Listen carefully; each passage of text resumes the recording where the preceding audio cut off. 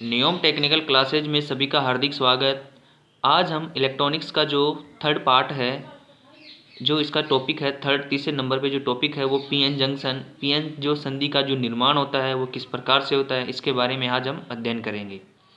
तो देखिए, पी और एक क्या होता है, एन भाग होता है। ये निम्न प्रकार से होते, देखिए ये होता है एक होता है पी भाग, एक होता है पी भाग, एक होता है एन भाग। तो कल हम पी और एन के बारे में अध्ययन करे थे कि जो पी भाग होता है उसका निर्माण किस प्रकार से होता है और जो एन भाग होता है उसका निर्माण किस प्रकार से होता है। जो पी भाग का होता है, इसमें क्या होता है कि जो शुद्ध अर्धचालक होते हैं उनमें जो त्रिसंयोजी परमाणु होते हैं उनका क्या किया जाता है, उनमें मिलाया जाता है। तो इस प्रकार से पी प्रकार के अर्धचालक का निर्माण होता है। तो वो जो पी प्रकार के जो होते हैं वो देखिए,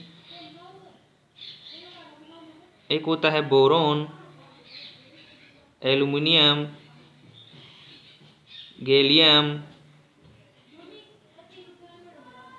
इंडियम और थेलियम। ये इस प्रकार से क्या मिलाए जाते हैं, ये इनमें शुद्ध अर्धचालकों में क्या मिलाए जाते हैं, अशुद्धि मिलाई जाती है। तो अशुद्धि मिलाने से क्या निर्माण होता है, पी भाग का निर्माण होता है। जब एन भाग का निर्माण देखते हैं तो वह निम्न प्रकार से होता है। उसमें क्या होता है कि जब एन भाग का जब निर्माण करेंगे तो उसमें जो शुद्ध अर्धचालक में क्या मिलाई जाती है, पंच संयोजी प्रकार के अर्धचालक शुद्ध अर्धचालक में क्या मिलाए जाते हैं, पंच संयोजी परमाणु मिलाए जाते हैं। तो देखिए जो होगा नाइट्रोजन, आर्सेनिक, एंटीमनी और बिस्मिथ, ये क्या मिलाए जाते हैं, ये होते हैं पंच संयोजी और ये होते हैं त्रिसंयोजी। त्रिसंयोजी मिलाकर क्या बनाए जाते हैं, एन पी टाइप प्रकार के अर्धचालक बनाए जाते हैं और एन प्रकार के किससे मिलाए जाते हैं, पंच संयोजी मिलाकर बनाए जाते हैं। तो ये ध्यान रखें। और जब हम पीएन संधि का जब निर्माण होता है तो क्या होता है, पी भाग और एन भाग को क्या किया जाता है, इनको एक मिलाया जाता है। तो इनको मिलाने पर क्या एक संधि का निर्माण होता है। तो एक संधि का निर्माण होता है तो उसे बोला जाता है पी एन संधि। क्या बोला जाता है, इसे बोला जाता है पी एन जंक्शन बोला जाता है। इसे क्या बोला जाता है, जंक्शन बोला जाता है। तो देखिए ये जो पीएन जंक्शन का जो निर्माण होता है वो निम्न 3 विधियों से होता है। तो ये ध्यान रखें। फर्स्ट विधि है, एक विधि होती है मिश्र धातु। कौन सी विधि होती है, मिश्र धातु विधि होती है। दूसरी विधि होती है, एक होती है ऊष्मा विधि, वाष्प विधि होती है, वेपरेशन बोला जाता है। और ये मिक्सर विधि होती है। और तीसरे नंबर पे जो होती है, थर्ड पे होती है, वो होगी विसरण विधि होगी, जिसे बोला जाता है डिफ्यूजन विधि होगी। तो देखिए जो ये 3 प्रकार की विधियों से क्या होता है, पी एन संधि का निर्माण किया जाता है। तो जो पी और एन भाग होता है, देखिए इसे समझिए, मिश्र धातु विधि होती है। जैसे ये पी भाग है और ये एन भाग है। तो जो मिश्र धातु विधि में क्या होता है कि मिश्र धातु मिलाई जाती है। जो एन भाग होता है उसमें क्या होता है कि पंच संयोजी मिलाए जाते हैं। पंच संयोजी अशुद्धि क्या होती है, इसमें मिलाई जाती है। किस भाग में मिलाई जाती है, ये ध्यान रखिए, एन भाग में मिलाई जाती है। तो इसमें क्या होता है कि क्या हो जाता है, इसमें एक संधि का निर्माण हो जाता है। तो ये क्या हो जाता है, संधि का निर्माण हो जाता है। वाष्प विधि में क्या होता है कि वाष्प विधि में भी इस प्रकार से देखिए, एक पी भाग होता है, एक एन भाग होता है। तो जब इसमें क्या होता है कि एन भाग को क्या किया जाता है, वाष्प में रखा जाता है, केवल एन भाग को वाष्प में रखा जाता है। तो इसमें क्या होता है, पी भाग की ओर एक संधि का निर्माण हो जाता है। तो ये ध्यान रखें। और चलते हैं विसरण विधि, जो डिफ्यूजन विधि है, उसमें क्या होता है, उसमें देखिए एक पी भाग होता है और एक एन भाग होता है। तो इसमें क्या होता है कि इसको पूरे को क्या किया जाता है, वाष्प में रखा जाता है। इसे पूरे को वाष्प में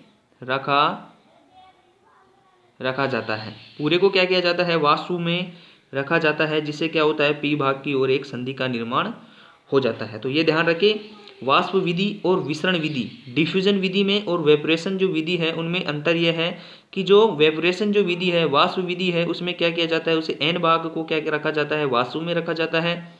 और विसरण विधि में क्या होता है कि इसके पूरे को p और n भाग दोनों को क्या रखा जाता है, वाष्प में रखा जाता है। ये इंपॉर्टेंट है, ये पीएन संधि के निर्माण की 3 विधियां हैं, इनके बारे में एग्जाम में पूछा जाता है, तो ध्यान रखें। अब देखते हैं पीएन संधि का निर्माण किस प्रकार से होगा। तो ये इन विधियों से क्या बनाए जाते हैं, पीएन जंक्शन बनाए जाते हैं। अब देखिए, अब जो कल हमने अध्ययन किया था कि जो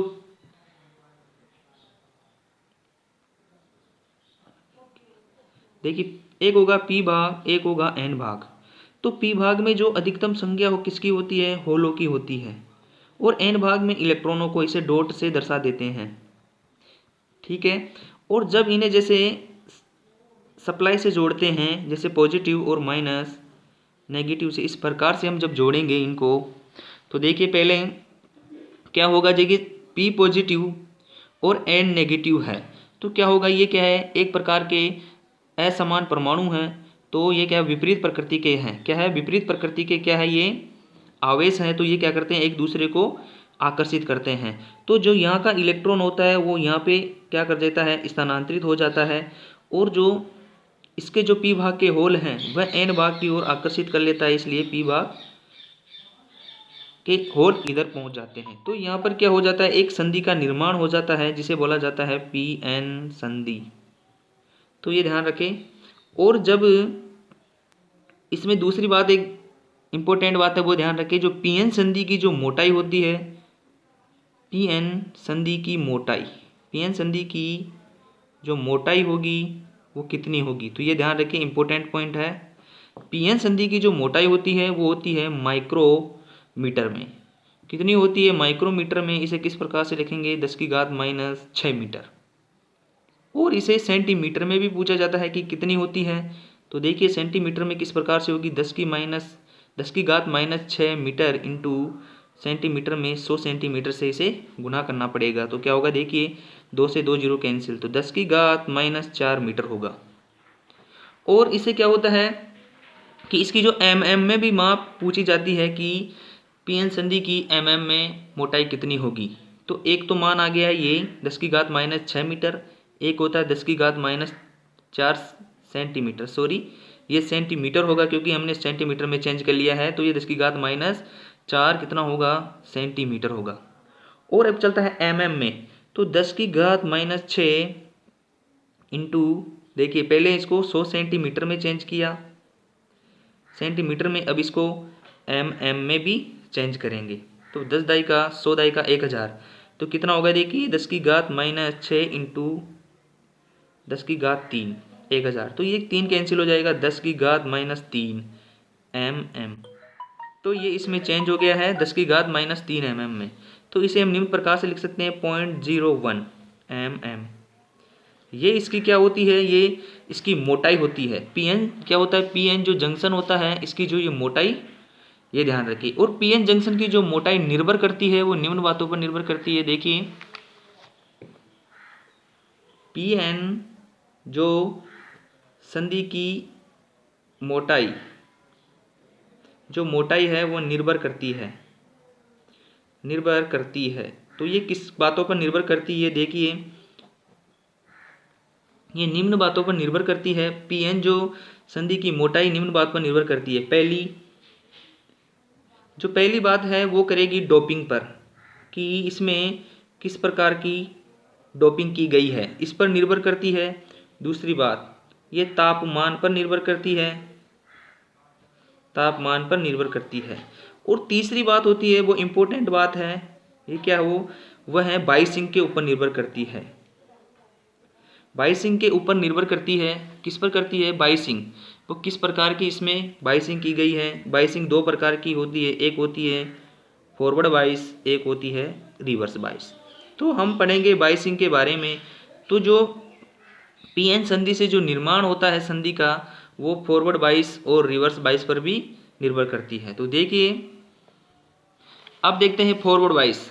तो यहाँ पे देखिए पहले चित्र बनाया था फॉरवर्ड बाइस का, तो ये होगा फॉरवर्ड बाइस में।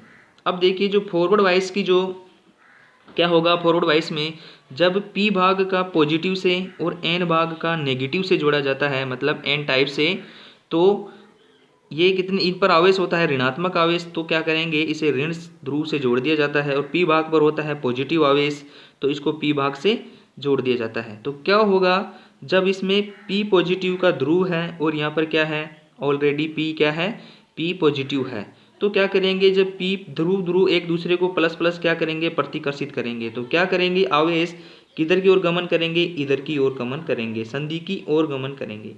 और इधर से देखिए जो एन भाग है, जो एन भाग है इसका जो आवेश होता है नेगेटिव होता है, जबकि जहाँ पर जो हम बैटरी का जो ऋण टर्मिनल होता है ये समान प्रकार के होते हैं, इस वजह से यहाँ इस पर भी क्या होता है, यहाँ प्रतिकर्षण होता है। तो ये क्या करते हैं, इस दोनों होल भी संधि की ओर दबाव लगाता है और एन भाग में जो इलेक्ट्रॉन भी है ये भी क्या करते हैं, संधि की ओर दबाव लगाता है। इसके कारण क्या होता है, फॉरवर्ड वाइस में जो संधि की मोटाई होती है वो क्या होती है, घट जाती है। तो वाइसिंग के ऊपर देखिए फॉरवर्ड वाइस में क्या होता है कि संधि की मोटाई घटती है, क्या हो जाती है, घट जाती है। और अब देखिए रिवर्स वाइस में देखेंगे, यहां देखिए ये पी भाग है और ये एन भाग है। जब इसे हम नेगेटिव से जोड़ेंगे और जब एन भाग को हम पॉजिटिव से जोड़ेंगे तो उसे बोला जाता है रिवर्स बाइस। क्या बोला जाता है, रिवर्स बाइस। इसमें क्या होते हैं, होल होते हैं और इसमें अधिकतम मात्रा में इलेक्ट्रॉन, और यहाँ पे क्या होते हैं, विपरीत प्रकृति के आवेश यहाँ पर इकट्ठे हो जाते हैं। तो अब देखिए जब इनको रिवर्स बाइस में जोड़ेंगे तो एन भाग होता है और एक होता है पी भाग। तो अब देखिए क्या करेंगे कि यहाँ से होल होंगे वो क्या करेंगे, इधर की ओर क्या करेंगे, आकर्षित होंगे, एन भाग की ओर क्या होंगे, माइनस भाग की ओर क्या होंगे, आकर्षित होंगे, क्योंकि यहाँ पर जो लगाया गया ऋण ध्रुव है और यहाँ पर इसका जो पॉजिटिव आवेश है एक दूसरे को क्या करेंगे, ये क्या होंगे, असमान प्रकृति के एक दूसरे को आकर्षित करते हैं। तो ये क्या होंगे, ये इधर की ओर गमन करेंगे, ध्रुव की ओर गमन करेंगे। दूसरी बात देखते हैं, जो एन भाग इसका पॉजिटिव होता है यहाँ पर क्या होगा, एक ऋण आवेश होगा, तो ये एक दूसरे को क्या करेंगे, आकर्षित करेंगे, तो ये दूर की ओर हटेंगे, क्या होंगे, ये संधि जो जंक्शन होता है उसकी क्या होगी, मोटाई बढ़ जाएगी। तो क्या होगा, संधि की मोटाई बढ़ती है। तो ये ध्यान रखें कि फॉरवर्ड बाइस पर में जो होगा वो संधि की मोटाई घटती है और रिवर्स बाइस में ये मोटाई बढ़ती है, जिसके कारण क्या होता है, धारा का क्या होता है, प्रवाह नहीं होता है। ये ओपन सर्किट की तरह क्या करता है, ओपन सर्किट की तरह क्या करता है, व्यवहार करता है। ये एक बंद सर्किट की तरह क्या करता है, क्लोज सर्किट की तरह क्या करता है, वर्क करता है। तो ये ध्यान रखें। और जो पीएन संधि का जो उपयोग किया जाता है वो किस में किया जाता है, ये देखिए पीएन संधि का उपयोग, पीएन संधि का उपयोग, पीएन संधि का जो उपयोग करते हैं ये निम्न हम करते हैं इलेक्ट्रॉनिक्स में। जो इलेक्ट्रॉनिक्स में करते हैं कौन कौन से पार्ट आता है, देखिए पीएन संधि में एक होता है डायोड, एक होता है डायक,